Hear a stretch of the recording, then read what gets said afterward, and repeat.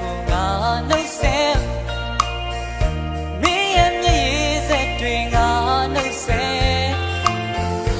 တရားများရဲ့အဝေးမှာအဖြူရောင်မင်းရဲ့ဘဝလေးနေခဲ့တော့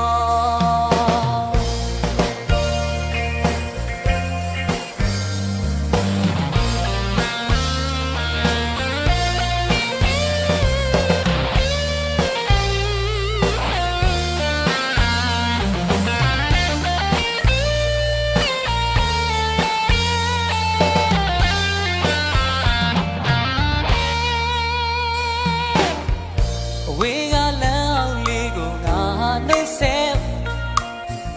အမေရဲ့မျက်ရည်စက်တွေငါနှုတ်ဆက်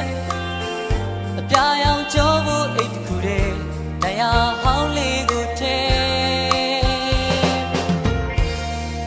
သွားရတော့မယ်အဆုံးမဲ့မိုးသားတွေကိုငါပြန်တန်းရင်ငါရဲ့နှလုံးသားထဲမှာလေးလွင်ချင်းငယ်သွားရအောင်မလေးဘယ်မှာဆုံးသတ်မလဲ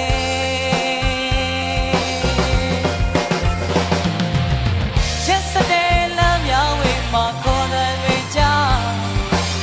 ပြေတော့ခဲ့မြင်မရပါလားရှိပါရက်စတဲ့လမ်းများဝေးမှာခေါ်တယ်များကြားတော့ညင်မရပါလားလေလွင်ချင်း